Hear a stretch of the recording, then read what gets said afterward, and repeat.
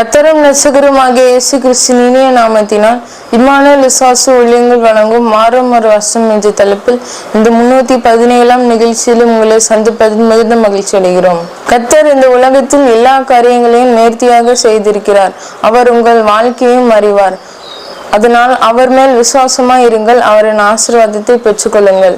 இந்த நிகழ்ச்சியை உங்கள் நண்பர்களுக்கும் உறவினர்களுக்கும் அறிமுகப்படுத்துங்கள். கர்த்தர் தாமே எங்களை ஆசீர்வதிப்பாராக. ஆமென். அனைவருக்கும் வணக்கம். இந்த வசனம் பிரசங்கி 3:11.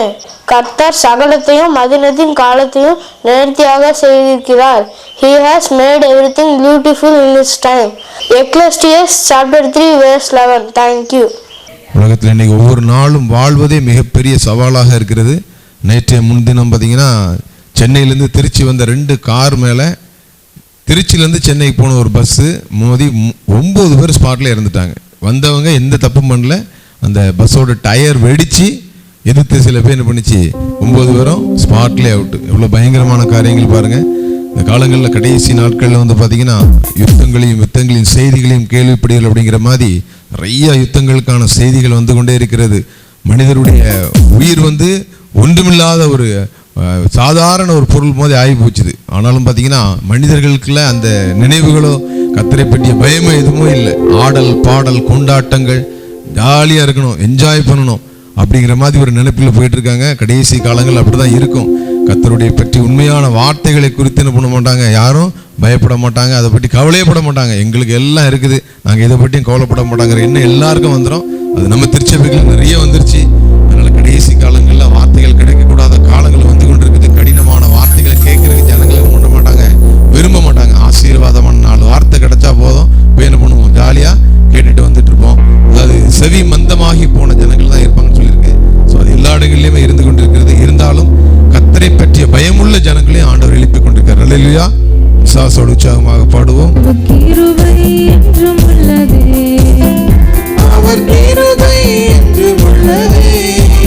அவரை போற்றி துதித்து பாடி அல்லேலூயா என்றார் பரிபூர்ணம். அவரை போற்றி துதித்து பாடி அல்லேலூயா என்றார் பரிபூர்ணம்.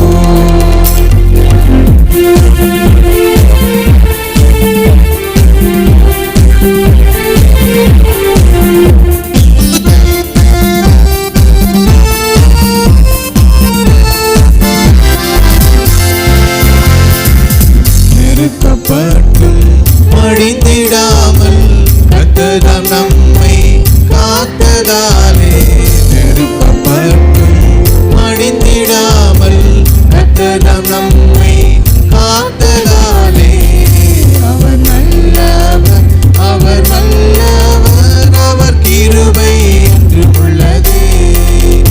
அவர் நல்லவர், அவர் வல்லவர், அவர் கிருபை என்று உள்ளதே. அவர் கிருபை என்று உள்ளதே. அவர் கிருபை என்று உள்ளதே. அவரை போற்றி துதித்து பாடி அல்லேலூயா என்றார் பரிபூர்ணம். அவரை போற்றி துதித்து பாடி அல்லேலூயா என்றார் பரிபூர்ணம். கிறிஸ்துவுக்குள் அருமையானவர்களே, ஆண்டவராகிய இயேசு கிறிஸ்து நாமத்தினாலே உங்களை நான் வாழ்த்துகிறேன். இம்மானுவேல் விசுவாச ஊழியங்கள் சார்பிலே ஆண்டோடைய வசனங்களை நாம் தியானித்து வருகிறோம். இந்த 317வது வார்த்தையும் கூட ஆண்டோடைய கிருபையினாலே பிரசங்கி 3ஆம் அதிகாரம் 11வது வசனத்தை நாம் தியானிக்க இருக்கிறோம். பிரசங்கி 3:15. அவர் சகலத்தையும் அதனதன் காலத்திலே நேர்த்தியாக செய்திருக்கிறார். அவர் சகலத்தையும் அதனதன் காலத்திலே நேர்த்தியாக செய்திருக்கிறார். நேர்த்தியாக செய்வது என்பது நம்முடைய தொழிலில் முக்கியமான ஒரு காரியம். ஆண்டவர் இந்த உலகத்தை படிக்கும்போது எல்லாம் ஒவ்வொன்றா அந்த வெளிச்சம் நல்லது கண்டார், ஆகாய விரிவு நல்லது சென்றால், அதே மாதிரி வானம் என்கிற ஆகாய விரிவு நல்லது எல்லாம் நல்லது நல்லது கண்டாலே இருக்கும். உதாரணமாக நாம கூட ஏதாவது ஒரு தொழில் ஒருவேளை வீட்டில் சுத்தம் பண்ணுற ஒரு வேலை செய்கிறோன்னு வச்சுடுங்க, அது எல்லாம் சாருமாதிரி அங்கே எங்கேயும் கிடக்கும். அதுக்கெல்லாம் தூக்கி அந்தந்த பொருளை அந்தந்த இடத்துல வச்சுருக்கோம்னு சொன்னால் அது நேர்த்தியாக என்ன செய்யிருக்கும், நம்முடைய மனதுக்கு ஒரு சந்தோஷம் தரக்கூடியதாக என்ன செய்யிருக்கும். அப்போது ஒரு செயலை செய்யும்போது அதில் ஒரு அழகு வேணும், அதில் ஒரு நேர்த்தி வேணும். நாம் அதை ரசிக்கக்கூடியதாக இருக்கணும். இருந்தால் தான் நம்ம ஒரு செயலை செய்கிறதுல மதிப்பு மரியாதை அதுக்குரிய காரியங்கள் எல்லாம் சரியாக நிறைவேறியதாக இருக்கும். அப்படி இல்லைன்னா அது நம்ம செயல் செய்யறதுல அர்த்தமே இல்லை. ஆண்டவர் எல்லாவற்றையும் அந்தனதன் காலத்தில் நேர்த்தியாக சரியா அழகா செய்வார் அப்படின்னு சொல்லியிருக்கு. அப்படி இருக்கும்போது பாருங்க, வேதாகத்தை ஆண்டவர் நம்முடைய கையில உருவாக்கி கொடுத்துருக்காரு. அநேக தெய்வதாசர்கள் அதை எழுதினாங்கன்னு சொல்லி நம்ம பார்க்கலாம். அது மாதிரி வேதாகமத்தை பற்றி நம்ம சுருக்கமாக சொல்லணும்னா ஒரு சில வார்த்தைகளை சொல்லலாம். பாருங்க, நம்முடைய வாழ்க்கைக்கு வழிகாட்டியாக இருக்கக்கூடியது.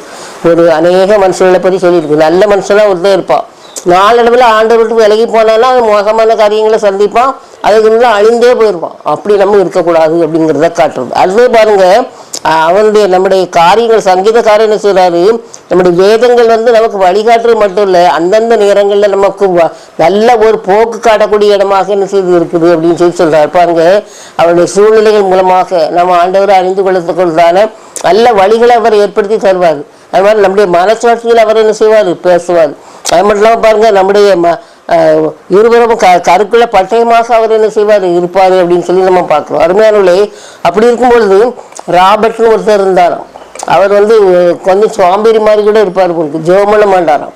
ஆனால் அதே சமயத்தில் அவருடைய நண்பர்கள் மூலமாக அடுத்தாப்புல நம்ம என்ன செய்யணும், எதிர்காலத்தில் என்ன செய்யணும் சொல்லி திட்டங்களுக்காக அவர் கேட்டுக்கிட்டே இருப்பாராம். அப்படி இருக்கும்போது ஒரு நாள் எல்லா நண்பர்களும் சேர்ந்து ஜெபம் பண்ணாங்களாம், இவரும் கூட இருந்தாராம்.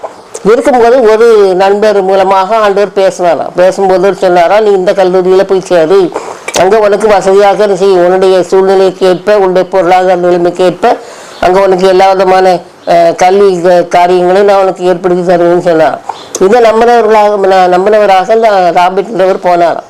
போய் சேர்க்கும்போது இவர் எதிர்பார்த்ததுக்கு மேலாக கல்வி கட்டணம் ரொம்ப குறைவாக இருந்ததுதான். அது மட்டும் இல்லாமல் ரொம்ப நல்ல தரமிக்க ஒரு கல்விக்கூடமாக அது என்ன செய்து இருந்துதான்.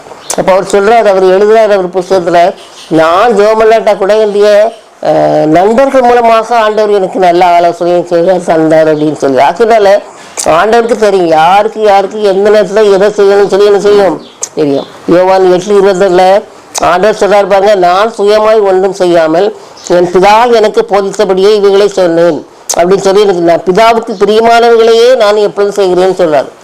ஆண்டவராக இயேசு கிறிஸ்து உலகத்துக்கு வந்தாரு, ஆனாலும் தெய்வ மனித தன்மை அவருக்குள்ள கட்டாயமாக இருந்திருக்கும்.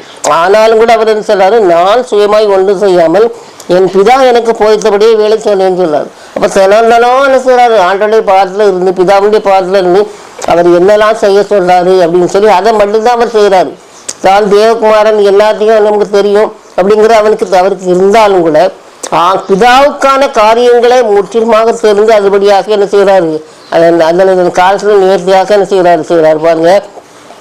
நம்முடைய வாழ்க்கையில சகலமும் திட்டம் தெளிவாக முன்காலத்திலேயே குறிக்கப்பட்டிருக்கிறது. நித்திய உடன்படிக்கை அவர் நம்மோட என்ன செய்யறாரு, ஏற்படுத்தி இருக்கிறாரு. ஏற்ற வேலையில சகலத்தை அவர் நேர்த்தியாக நம்முடைய வாழ்க்கையில செய்து முடிப்பாருங்கிற விசுவாசம் நமக்கு என்ன செய்யணும் வேணும். என்னமோ நம்ம படிச்சிருக்கோம், நம்ம கல்வி, நம்முடைய சாமர்த்தியம், நம்முடைய பணம், நம்முடைய பலன், இதனால நம்ம எதையும் சாதிச்சிடணும்னு நினைக்க முடியாது. எல்லாம் தந்தது ஆண்டவர் தாங்கிற ஒரு எண்ணத்தோடு நம்ம செயல்படுவோமானால் அவர் சகலத்தை அதனின் காலத்தை நமக்காக செய்து முடிப்பார். அதில் எந்த விதமான சந்தேகமும் இல்லை. ஆண்டவருக்கு முற்றிலுமாக நாம் ஒப்புக் கொடுப்போம்.